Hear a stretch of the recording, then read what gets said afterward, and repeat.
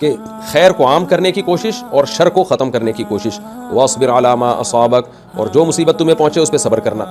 یہاں علماء نے نقطہ بیان کیا کہ اتنی نصیحتوں پہ لقمان علیہ السلام نے یہ نہیں کہا کہ مصیبتوں پہ صبر کرنا. جہاں امر بالمعروف اور نہی منکر کی بات آئی ہے وہاں فوراً نصیحت کی کہ جو مصیبت پہنچے صبر کرنا.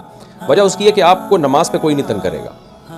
آپ ماں باپ کے ساتھ اچھا سلوک کریں کوئی بھی نہیں تنگ کرے گا، بلکہ اپریشیٹ کرتے ہیں لوگ. لیکن جہاں آپ نے اچھائی کو پھیلانے کی اور برائی کو دنیا سے ختم کرنے کی کوشش کی تو بہت سے لوگوں کے مفاد پہ اس سے زد پڑتی ہے.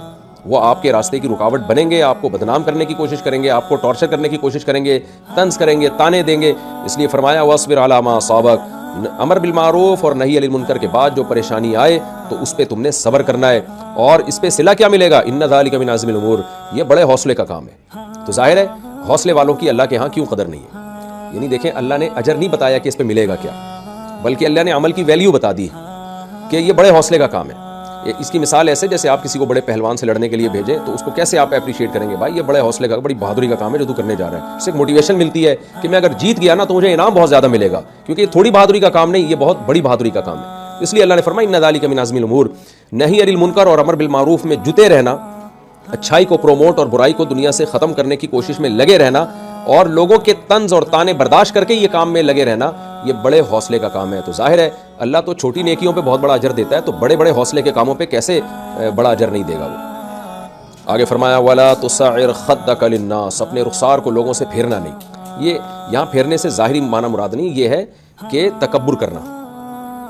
جب انسان کو کوئی تھوڑا سا مقام مل جاتا ہے، دولت مل جاتی ہے یا پیسہ مل جاتا ہے تو اس کے ایٹیٹیوڈ چینج ہو جاتے ہیں. پھر اسے لوگوں سے ملتے ہوئے لگتا ہے ٹائم ویسٹنگ، اور اس کو پھر غریبوں سے خاص طور پہ ملتے ہوئے گھن آنے لگتی ہے. یہ بہت دیکھا گیا ہے.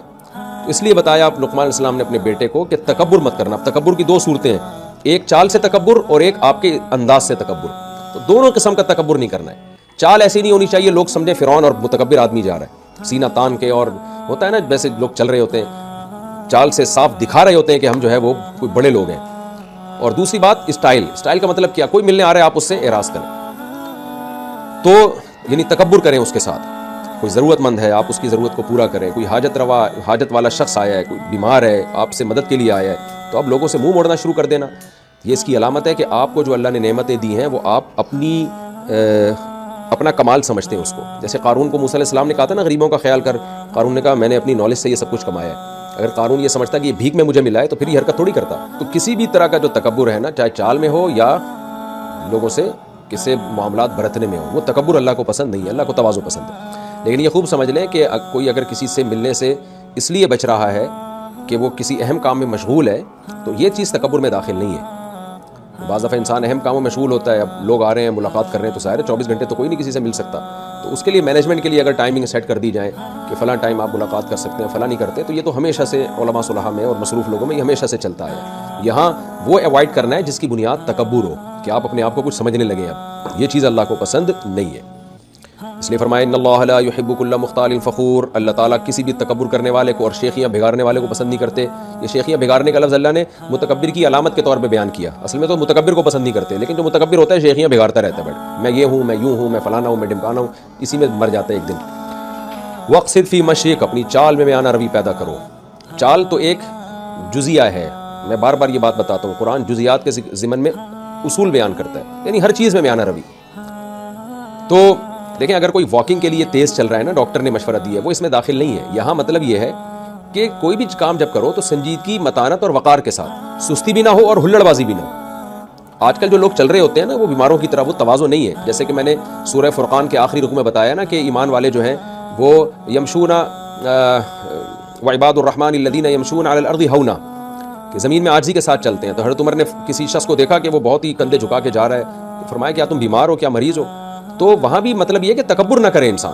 تو یہاں بھی یہی مطلب ہے کہ اپنی چال میں میانہ روی، یعنی ہلڑ بازی نہ ہو. تو نارمل اسپیڈ سے انسان کو چلنا چاہیے، اس کی نیچرل اسپیڈ ہے. علماء نے اس کے تحت لکھا جو آپ کی نیچرل رفتار ہے نا اس رفتار سے چلنا چاہیے. ہاں کوئی ڈاکٹر نے تیز واکنگ کا حکم دے دیا تو وہ تو ظاہر ہے جاگنگ بھی جائز ہے، پھر واکنگ کیا. لیکن نارمل روٹین میں ہم جب بھی کوئی کام کریں، چاہے وہ چلنا ہو، چاہے وہ کھانا ہو، چاہے وہ کہیں پہنچنا ہو، تو ہلڑ بازی کے ساتھ کام نہیں ہونا چاہیے، نہ سستی کے ساتھ ہونا چاہیے. جیسے کہ نبی صلی اللہ علیہ وسلم نے اللہ سے پناہ مانگی، اعوذ بک من البخل، اللہ من البخل و من الکسل، اللہ میں کنجوسی سے اور سستی سے تیری پناہ مانگتا ہوں. تو ایسی چال بھی نہیں ہونی چاہیے جس سے لوگ یہ سمجھیں کہ آپ بیمار ہیں. اور کام اتنی سست روی کے ساتھ نہیں ہونا چاہیے کہ لوگ کہیں کہ یہ آدمی سست ہے، اور اتنی بھلڑ بازی کے ساتھ بھی نہیں ہونا چاہیے کہ آپ خود ٹینشن میں بھی آ رہے ہو اور دوسرے بھی ٹینشن میں آ رہے ہیں. تو ہر چیز میں اعتدال اور میانہ روی یہ ضروری ہے. آگے فرمایا وَغْضُضْ مِن صَوْتِكَ، اپنی آواز کو بھی پست کرو. میں تو کہتا ہوں یہ آیت جو ہے نا، یہ جو سورہ لقمان میں جو اللہ نے اس رکوع میں احکام دیے نا، اپنے گھر پہ لکھ کے لگا دینے چاہیے. آج گھروں میں چیخنے چلانے کا معمول ہے، کوئی آرام سے بات ہی نہیں کرتا ہے. جو کام ہو رہا ہوتا ہے ہلڑ بازی میں ہو رہا ہوتا ہے. بچے صبح اسکول کیسے ہلڑ بازی میں جا رہے ہوتے ہیں. یہ نہیں ہوتا کہ ماں ذرا آدھا گھنٹہ پہلے ان کو اٹھا دے اور ناشتہ بنا کے تیار کر کے گیٹ پہ بٹھا دے تاکہ گاڑی آئے تو آرام سے بیٹھ جائیں. وہ بیل دبا کے کھڑا ہوا ہوتا ہے، چیخ و پکار لگی ہوئی ہوتی ہے، جو کنوینس والا ہے، وین والا جو آتا ہے. اور یعنی سارے کام ایسے، ایئرپورٹ کسی نے جانا ہو تو کیسے بھاگ رہے ہوتے ہیں، اسٹیشن جانا ہو تو بھاگ رہے ہیں. جس ٹرین کو بھاگنا چاہیے وہ بھاگ نہیں رہی ہوتی، وہ سستی کے ساتھ جا رہی ہوتی ہے، باقی ہر ایک بھاگ رہا ہوتا ہے. تو پوری قوم ہی اس عذاب میں مبتلا ہے کہ، اور یہ جو ہلڑ بازی ہم کرتے ہیں سستی کی وجہ سے کرتے ہیں. ٹائم پہ کام نہیں ہوتا تو عین وقت پہ پھر مسلط ہو جاتا ہے کام ہمارے اوپر. تو یہ آیتیں جو لقمان علیہ السلام نے جو نصیحت یہ کی ہے نا، گھر میں سنہری حروف سے یہ لکھ کے لگا دینی چاہیے کہ ہمارے گھر میں رہنے کا اصول ہے کہ ان اصولوں پر سب عمل کریں. اس میں ایک اصول وَغْضُضْ مِن صَوْتِكَ، اپنی آواز کو پست رکھو. ہم نے ہندوستان میں جتنے بھی بزرگوں کے بارے میں، ان کی سیرت کے بارے میں پڑھا اور اپنے بڑوں سے سنا، تو سب یہ کہتے ہیں کہ ان کی آوازیں بڑی پست تھیں، بہت نرم لہجے میں پست آواز سے وہ بات کیا کرتے تھے. یہ چیز بھی بچپن سے بچوں کو سکھانے کی ہے. آگے فرمایا اِنَّ أَنكَرَ الْأَصْوَاتِ لَصَوْتُ الْحَمِيرِ، پھر وہی مثال دے دی نا لقمان علیہ السلام نے. میں نے بتایا کہ پیغمبر مثالوں سے، اولیاء اللہ مثالوں سے بات سمجھاتے ہیں. انہوں نے فرمایا کہ دیکھو سب سے بری آواز گدھے کی ہوتی ہے. کیوں؟ چیختا بہت ہے. کتنا برا لگتا ہے جب وہ چیخ رہا ہوتا ہے کہ کسی طرح یہ خاموش ہو جائے. اس لیے بات جب کرو تو میٹھے لہجے میں، نرم لہجے میں، پست آواز میں بات کیا کرو.